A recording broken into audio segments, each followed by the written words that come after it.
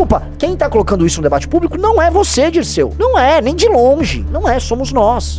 Ponto. Vocês estão velhos, vocês estão cansados. Vai ter que vir beber na nossa fonte, sim. Amigos, como vai nossa pré-candidatura presidencial, tá? Vai bem, obrigado. Estamos fermentando o crescimento dela, né? Ela vai fermentando, crescendo abaixo do radar, sem que as pessoas vejam. É uma pré-candidatura que ela é muito diferente das demais. Eu tava conversando com, não vou falar quem, né? Mas um desses estrategistas políticos, são contratados por campanhas e por bancos pra ficar falando. E aí o cara basicamente falou, olha...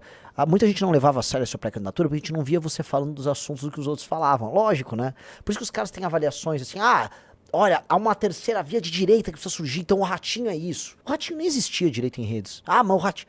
não, agora o Zema falou do STF, tudo bem. Mas isso é como se fosse uma camada externa de discussões e é uma coisa chamada Brasil. E nós estamos trazendo propostas para o Brasil, República Federativa do Brasil. E as discussões que acontecem no Brasil, as discussões no interior de Santa Catarina, as discussões no sul de Minas, as discussões no Maranhão, não são exatamente só STF o dia inteiro. E não é que o STF não é importante, lógico que é um dos temas mais importantes hoje, mas ele é um dentre muitos temas. E ele não é mais importante do que outros temas. O que eu quero dizer é, quem é mais perigoso pro Brasil? O STF ou as oligarquias corruptas e o modo de se fazer política no Brasil? Desculpa, o STF é um problema crescente, mas é um problema desde 2012, desde 2013. As oligarquias corruptas que administram o Brasil e o modo patrimonialista tosco de se fazer política no Brasil existe desde que o Brasil é Brasil. Uma coisa tem séculos, outra coisa mal tem 15 anos, por aí. Então não é igual, a extensão não é a mesma e o efeito sobre a vida das pessoas não é o mesmo. Inclusive a gente pode falar que um é mais ou menos consequência do outro, porque a manutenção do modelo político completamente corrupto que existe no Brasil, ele tem no STF um mecanismo. Então quando o modelo hegemônico corrupto nosso quebra durante a Lava Jato, eles precisam recorrer ao STF como um instrumento para solucionar isso. Mas são eles que movem isso. Tanto que o homem que falou que precisava se fazer um acordo com o STF, todo mundo era quem? Quem, Riso? Jucá? Romero Jucá, que não é de esquerda, que não é de direita. Ele é um político de Roraima. É um político de Roraima arquitetar isso. Quem é o cara que enterrou a CPI da Lava Toga agora? Tirando o Flávio que fez um acordo com ele. Quem foi? Davi Alcolumbre, um político do Amapá. São eles. E eu estou falando das consequências deles para o Brasil. Eu tô falando, mano, agora aquela coisa, né? Tomando, Zema e mais alguém tomando nota aí do que eu tô falando. São eles. O nosso crescimento se dá tratando desses temas, tá? E é um crescimento que agora... É que assim, eles não têm... Como a galera não tem projeto de Brasil, não tem leitura. Renan, como assim não tem leitura? Eles não leem. Se pedir pra esses caras lerem alguma coisa, mas não vai, agora já tá né, nos 45 do segundo tempo, então ninguém tem leitura, ninguém entende o que é o Brasil. Dos caras que estão nos imitando, o cara que realmente tem leitura e que é um cara fora da curva é o Zé Dirceu. O Zé Dirceu é um cara fora da curva. O Zé Dirceu é um líder político único na história brasileira. Tá imitando alguma coisa? Tá. É adversário? Agora ele quer falar de pacto federativo pra defender São Paulo. Teu partido tá no poder há décadas. São Paulo só foi espoliado, o espólio só aumentou. O Lula criava uma guerra norte-sul colocando as pessoas do centro-sul como inimigas. E agora vai meter aqui, não, o pacto federativo aqui, não vem com essa conversa, não vamos, né? Mas ali, é um cara que tem estratégia, acima de tudo, é um cara vencedor. O Zé Dirceu é um cara que venceu, ele criou, até o surgimento da missão, o maior partido da história do Brasil. Infelizmente, não há como tirar do Dirceu, que criou, em grande medida, o PT, que arquitetou politicamente o PT, não há como tirar dele o mérito dele ter sido a pessoa que, junto com o Lula, mas influenciou a minha vida, a vida do Riso, a vida de todos vocês. A vida de vocês é influenciada pelos sonhos e pelo desejo de poder desse cara que lá nos anos 60 tava trocando tiro lá na Maria Antônia, que vira guerrilheiro, que é treinado pelos soviéticos, que depois regressa pro Brasil, muda de nome, casa com uma mulher, tem um filho. Quando vem a anistia, ele fala pra mulher, pro filho, eu não sou o cara que vocês conhecem, tá? Meu nome é Zé Dirceu, eu tô indo lá pro PT trabalhar, tchau, adeus. E abandona a mulher e o filho dele no interior do Paraná pra ir tocar o PT. Tô falando de um cara que tem uma tenacidade, uma força de vontade, uma energia no projeto nesse nível. Tô falando de um cara que monta o PT,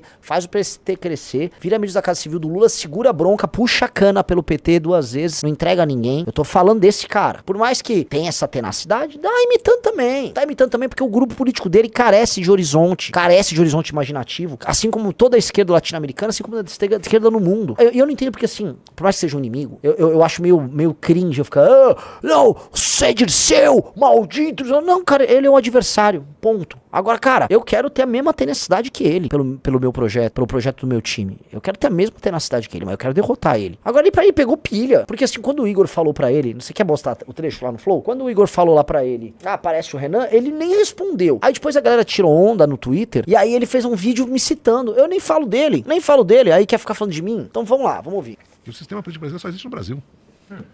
No Brasil.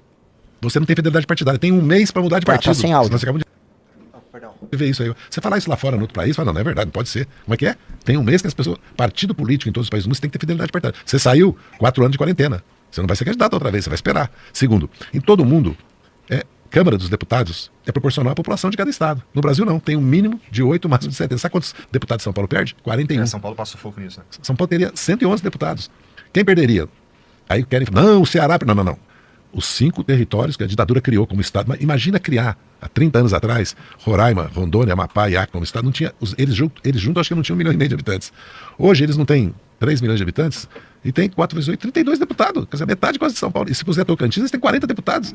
Não tem nem 6 milhões de habitantes, tem 40 deputados, tá errado. Mas, no mundo todo, você vota na lista partidária, porque você tem que fortalecer os partidos. Eu quero saber um negócio, uma pausa. Ô Zé Disseu, quer defender, transformar esses lugares em território? Quer defender tudo isso? Eu defendo. Bota um compromisso político que a bancada do PT no meu governo vai votar a favor disso? Bota aí, ó, a bancada do PT. Nos Estados Unidos tem aquelas votações que eles chamam de bipartisan, né? Tipo assim, tanto o republicano quanto o democrata vota. Uma pauta de Estado. Bota aí então, ó. Vou botar aí que o PT vai votar, que é meio a reforma administrativa. É gozado, né? Agora ele tá falando, curioso, né? Algumas pessoas falam assim, né, Renan, outras pessoas já falavam em direito penal do inimigo. Sim, ó, o direito penal do inimigo já foi estudado academicamente aqui no Brasil, discutido. Quem colocou no grande debate fomos nós. Esse tema de territórios, pacto federativo, quem tá colocando no grande debate pela primeira vez estão falando disso numa eleição presidencial, nunca falaram isso. Fui eu. Quem botou isso no debate público, em termos nacionais, fui eu, não foi ele. E de um líder que puxa a lista, ou você vota no distrito, ou no misto, como é o alemão, você vota 2 vezes. Você vota no teu distrito e vota numa lista. Calcula o número de deputados pela lista, por isso que chama... Isso aí ele já fala faz tempo. Isso aí tá numa proposta de reforma política dele e eu vou dar minha opinião sobre reforma política. Também acho que tem que ser voto em lista. Eu acho que esse lance do...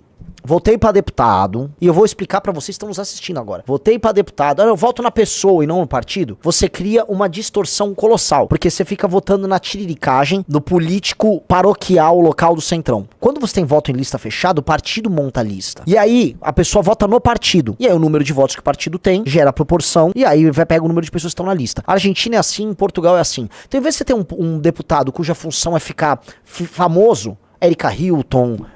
Nicolas Ferreira, todos, assim, hoje político digital é isso, a função dele é ficar famoso. O partido não precisa mais desse cara, porque a pessoa vai votar no partido, aí o foco é o partido ter sentido, o partido ter um programa, bem claro, e aí esse programa vai à votação e as pessoas votam no programa do partido, e aí o partido monta a lista. Quais os critérios? Pessoas que são capazes de articular e puxar voto? Também, mas pessoas que são inteligentes e que não estão focadas em ficar famosas, mas sim andar com uma agenda, sim. E aí a pessoa olha a lista e fala, gostei da lista. Isto ajuda a moer o projeto Centrão, pra mostrar aqui, assim, Renan, ele fala disso há tempos, viu? Ó como eu sou um cara civilizado, ele fala disso há tempos. Eu defendo. Ainda mais que agora nós temos um partido. E agora nós temos que usar a vantagem de ter um partido pra acabar com os farsantes, que são os caras do Centrão e os falsos políticos digitais que concorrem, né, nessas eleições aí só pra... que é o caneta azul. Com o voto em lista, entenda o negócio, com o voto em lista fechada, não tem caneta azul. Não precisa ter os candidatos influencers. Eu gosto da lista fechada. É assim, tá? Na maior parte das democracias. Nos regimes parlamentaristas você vota no partido, você vota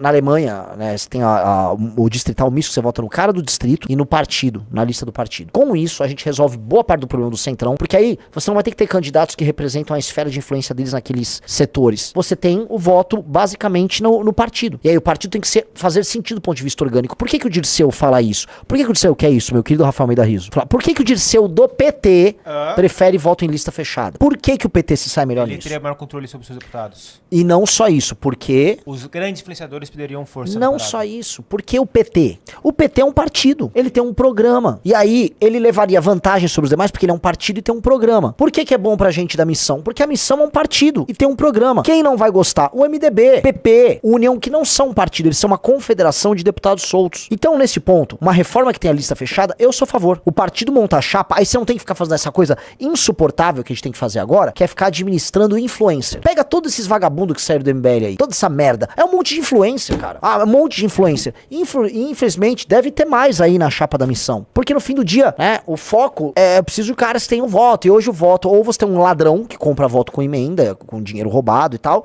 ou você vai ter um cara que é um influencer. E assim, se você perguntar pro Kim, que é um cara tímido, você acha que o Kim gostaria de ficar gravando vídeos o tempo todo? Se perguntar pra mim, cara, eu não quero ficar gravando vídeo o tempo todo. Eu não quero. Eu quero trabalhar. Posso gravar uns vídeos pra me comunicar pras pessoas, pra explicar, mas hoje, pra alguns, o mandato consiste em fazer vídeos. E aí você tem agora os deputados que já entenderam que fazer o mandato não tem nada. Mandato é gravar vídeo. Por exemplo, o Nicolas Ferreira, que tava comemorando agora que ele é um influencer maior do que a Virgínia. Triste, doentio ao país em que um deputado federal com nenhum trabalho útil pelo Brasil é o maior influencer de todos. Nós somos um partido agora, com a lista fechada, a gente tranquilamente estouraria de votos já na primeira eleição. A gente seria um dos 5 maiores partidos já na primeira eleição. Ninguém votaria eu vou votar no União Brasil. Eu gosto muito das propostas do União Brasil.